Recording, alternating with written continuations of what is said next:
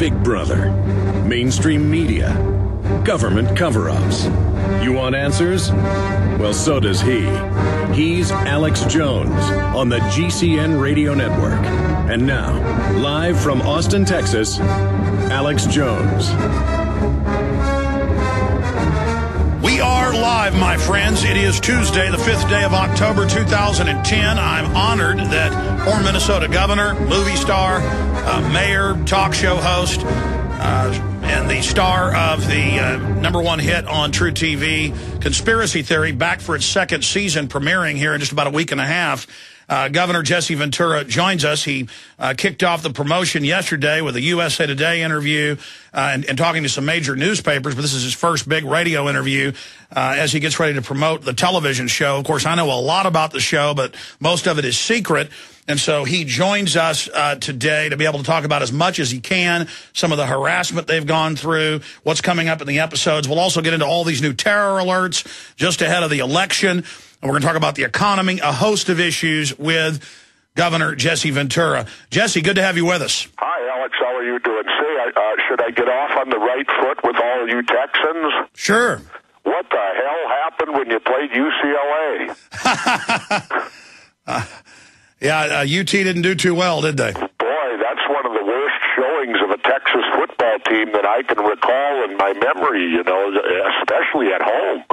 You know, you guys are usually unbeatable in Austin, or Dallas as the case was. Where did you end up playing them? Well, I forgot to mention, you did XFL and NFL, didn't you? Yeah, I did 3 years of the National Football League, 2 with Tampa Bay Radio and 1 with the Vikings, and then I did 1 year that the XFL existed. Well, football's football, you know. It's just played at different levels by the professionals that do it, and but it's still the same game, whether you're playing it at junior high or high school or all the way to the pros. When we were down in New Orleans after we were done doing our investigation, I had to fly out the next morning. You were there for a few more days to continue your investigation. Did you ever get a chance to go to that Vikings and Saints game? Well, I had the opportunity to go, but unfortunately the show came first, and we had gone out that day way out to the tip of the Gulf, which is a few hours drive from New Orleans. And unfortunately, I didn't get back until they were actually kicking it off. And by then, you know, you shot with us in the heat down there. I was pretty exhausted, so I took the easy way out. I just went up to my hotel room and watched it on TV. Well, Gov, a lot is happening. We're going to get a break in a moment, but I want to get into the show. I mean, obviously, I've been a consultant, and I appear in quite a few of the episodes that are coming up. But I have to say, if the last season was shocking and informative, from what I've seen, it looks like this one's shaping up to even be more hardcore. I think so. I think it's the topics are even, I don't know how you say they're better, you know, but more exciting even.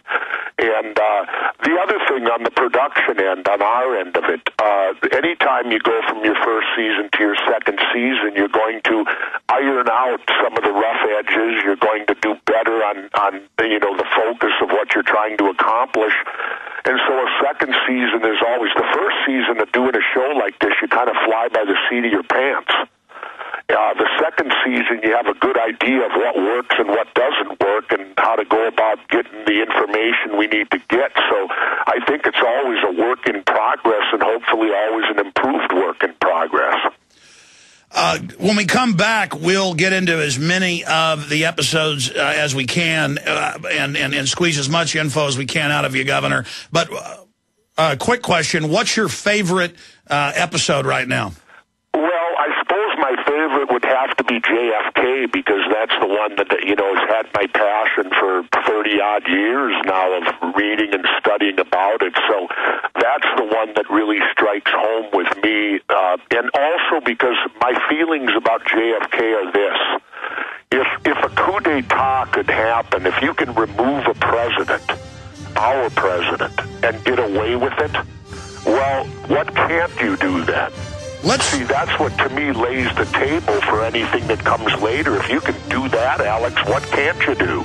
Governor Jesse Ventura is our guest for the full hour. We're going to come right back and continue with the JFK investigation he's conducted. He's got some groundbreaking information. This is Alex Jones with 5 good reasons you should consider buying a solar power generator. Number 1, new climate legislation could easily double or triple your electric bill. Number 2, our new energy czar wants to control how much power your electric company allows you to have. It's true. Total government control of electricity in the name of smart grid technology is coming. Number 3, in some areas of the country, the power grid is dangerously overloaded. And now, new socialist legislation is only compounding the problem. Number 4, dangerous weather is always a threat to local grids. Every year, thousands of families lose their power from weather-related outages. Number 5, a solar power generator provides powerful backup insurance and peace of mind. Folks, I really believe in the solar power generators offered by Solutions from Science, one of my oldest sponsors. You can get more information at www.mysolarbackup.com. That's mysolarbackup.com. Remember, the government doesn't own the sun, so go to mysolarbackup.com or call 1-877-327-0365. Listen up, friends. This is Alex Jones with key information. The mainstream media is now admitting that we're going into a depression. Don't be dependent on the government for you and your family. You need to get your own supply of high-quality storable foods from efoodsdirect.com. They're the best company out there, the longest continually operating, with a ton of great food to choose from. It's all fresh, made on a monthly basis, not some old cruddy food they're selling you like some of the other guys. Try their new Evacuation Pack, a 2-week supply of delicious, easy-to-fix food. It comes with all the equipment you need to prepare it. With open talk of a strike on Iran in the next 3 months, the crisis in the Gulf, and possible evacuations, get yourself and your family ready today. The place to go is efoodsdirect.com. Go to their website online right now, efoodsdirect.com/Alex, or call 800-409-5633. Again, on the web, efoodsdirect.com/Alex, or give them a call at 800-409-5633. You may be arrested and or subject to other police action. Tyranny is here. The grim future foretold in 1984 has become reality. It really says that the state is God. The United States is now recognized globally as one of the most oppressive police states on earth. This film conclusively proves the existence of a secret network of FEMA camps, now being expanded nationwide. This documentary exposes how the continuity of government program has established an all-powerful shadow state. Police State 4 chronicles the sickening depths to which our republic has fallen. Prepare to enter the secretive world of emergency dictatorship, body scanners, sound cannons, citizen spies, stage terror, and cameras on every street corner. It's only the beginning of the New World Order's hellish plan. The police state isn't coming. It's here. Secure your copy today at Infowars.com or see it online in the highest quality at PrisonPlanet.tv. He's the T-Rex of political talk.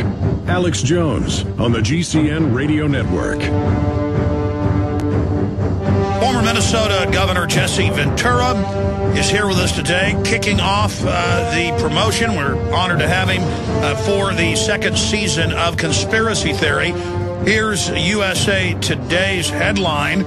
Jesse Ventura's Conspiracy Theory raises further questions, and it's a pretty balanced report here. It's going to be kicking off October 15th, 10 p.m. Eastern Time, 9 p.m. Central on True TV. It was the #1 hit show last year, and I had so many people saying, only 8 episodes. We want more. I've gotten so many emails, so many calls, so many people on the street have said, bring back the show. And now that the 2nd season's been announced, people are calling me saying, will there be a 3rd season, Jesse? I don't know. Again, this is cable or satellite television, so it runs differently than regular network TV in the fact that they buy them by, for lack of a better term, the lots. Like they bought 7, then they bought 8, and that's the way they do it there. It's not like a yearly thing like network TV does and all that. So whether they could order another 8 of them at any moment. They could do it today, or they could wait till the conclusion, or whatever. And because that's the way it's done in cable television. What if network TV wanted to say, give you Larry King's show, because I know people have talked about that, or wanted you to do a broadcast? Right. They're going to put me to replace Larry King, right?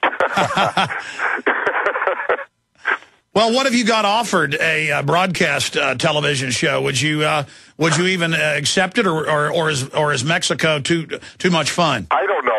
again, it's one of those hypotheticals, Alex, that until it happens, I'm not going to even bother thinking about it because there's nothing, happening right now that indicates that. And so I just keep doing what I do. And now if it does rear its head, well, then I'll have to sit down and make a decision on, what I prefer to do. Getting back into the television show, for stations that just joined us, we were talking about your favorite of the 8 episodes of your investigations being the JFK, and I'm privy to some of the groundbreaking research you guys have done. I don't know how much you can get into, but you were making the point that if they can kill a president in broad daylight and get away with it, they can do anything. And that's basically what Bruce Willis told Vanity Fair last year. He said, my whole view's changed since I researched JFK because clearly the same people that killed him are in control today. Well, it seems so. You're going to see a lot of tie-ins, and I'll just say this, and I'll be real open about it. Through a great majority of our investigations and shows, these 8 shows, in a great deal of them, at some point during the investigation, Halliburton shows up. It's amazing the tentacles that this company has into our foreign affairs and things that are going on with our country. It seems along with our country, right below the United States, comes the word Halliburton. And, of course, we all know who operates and runs that. Good old Mr. Cheney. Yeah. And, I mean, it's amazing. Every time I do a conspiracy theory, a great majority of them, at some point, paperwork will lead us to Halliburton. When you were down here in Texas, I don't know how much we can get into ahead of the show, but I tell you, that was amazing at that particular facility. Oh, yeah. They all are. And, and I'll go into, like, in the JFK situation, people, I want them to tune in the show because they will hear the first confession. And believe me, Lee Oswald's been dead for a long time, so it certainly isn't him, would it be? So, that's the main thing I answer on JFK is the big question is, well, what will your show this year that's new? And I think the confession is pretty dynamic. Doing your in-depth, you've been studying the JFK assassination for decades. Your new book's got several very informative chapters. American Conspiracies that, by the way, we carry at Infowars.com if folks want to get it. But did your investigation just confirm your previous research, or did it cause you to question? No, I think it confirmed what I've believed in studying that particular conspiracy for many, many years. I felt very vindicated and kind of sat back and thought, gee, I was right. I noticed consulting and traveling around the country to a few places with you and here in Texas that over and over again it was a mirror of last season, like when you were at HARP, when they hide inside the buildings and won't come out. They act very suspicious. Oh, it's terrible. We went to one place that they call a residence. And, I've been a governor and I've traveled to state prisons before, and I could not distinguish between the two except for the name on the front of the building. Yes, a residence center with barbed wire and playscapes for children. Yeah, and that was the real, and then the response is no comment. The thing that I hope people get out of this is that we can't even ask our government a question, let alone expect them to give us an answer. That's the great big story I'm learning in doing this show. And I find that very offensive, Alex, because we are the ones that pay. We're the taxpayers, and I'm sure I can compare South Minneapolis to Texas. The way it worked when I grew up in South Minneapolis is if you're paying out the money, that makes you the boss. Yes. And somehow we've lost sight of that we are the boss. We are the ones that pay the money, taxes. These people work on our money. So therefore, we should be the boss. Now, I understand that, sure, you've got national security issues. Sure, you got things that you have to protect as a government. I've been on both sides of the fence. But the point is, unless it deals with something of total national security, why can't we don't have to know the details.